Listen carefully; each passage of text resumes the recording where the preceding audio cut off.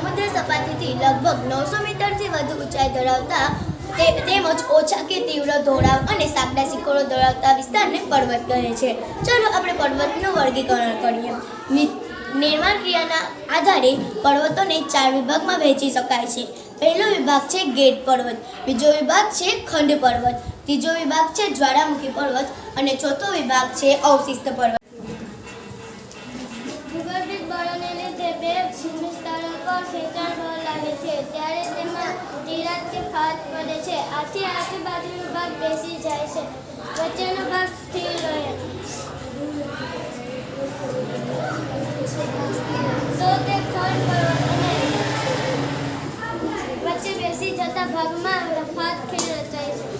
જર્મનીનું હોટસ્પોટનું શ્રેષ્ઠ ઉદાહરણ હોવાથી ખંડ પર્વતને હોટસ્પોટ પણ કહેવામાં આવે છે. ભારતમાં આવેલા નીલગિરી, સાતપુડા, વિંધ્યાચલ પર્વત ખંડ પર્વતના ઉદાહરણો છે. જ્વાલામુખી પ્રાંતના વિસ્ફોટથી બહાર ફેંકાતા પદાર્થોને શંકુ આકારે જમા થતા જ્વાલામુખી પર્વત બને છે. ઇટાલીનો વિસુવિયસ, ઇડવેરનો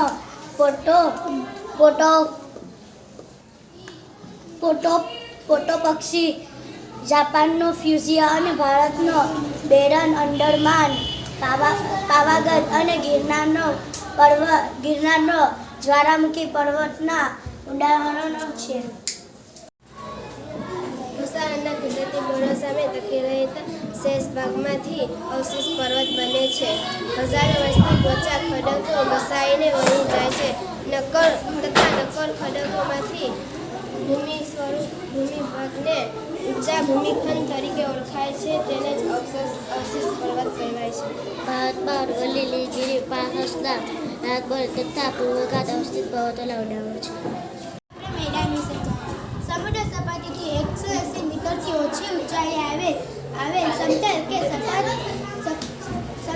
સપાટ ભૂમિભાગને મેદાન તરીકે ઓળખવામાં આવે છે. ચારે બાજુથી જળ વિસ્તારોમાં ઘેરાયેલા હોય તેને ટાપુ તરીકે ઓળખવામાં આવે છે. ઉદાહરણ તરીકે લક્ષદ્વીપ, અંદમાન, નિકોલ, શંકોદ્વાર, બેટ દ્વારકા, પીરો, તલ, નોરા બેટ, પીરમ બેટ, સિયાર બેટ વગેરે. જે ભૂમિભાગ ચારે બાજુથી પાણીથી ઘેરાયેલું હોય તેને ટાપુ તરીકે ઓળખવામાં આવે છે. ઉદાહરણ તરીકે લક્ષદ્વીપ ટાપુ.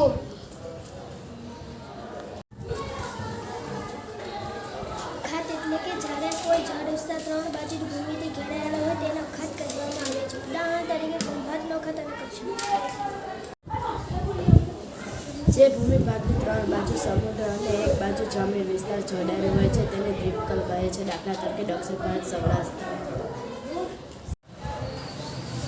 ભૂશિર એટલે ભૂમિનો લંબાત્મક છેડો છે જળભાગમાં ફેલાયેલો હોય છે જેને સમુદ્ર રેખા તરીકેની સંજ્ઞા પણ આપી શકાય. દાખલા તરીકે કન્યાકુમારી ભારત અને Cape of Good of Africa. બે જળ વિસ્તારોના અલગ પડતી ઠંડી ભૂમિ પછીનો સરહદી ભૂમિ કહે છે. ઉદાહરણ પ્રમાણે ઉત્તર અને દક્ષિણ અમેરિકા ખંડ વચ્ચે આવેલું છે.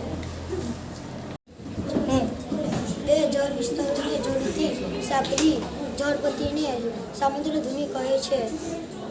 ઉદાહરણ ભારત અને શ્રીલંકા વચ્ચેની આવેલી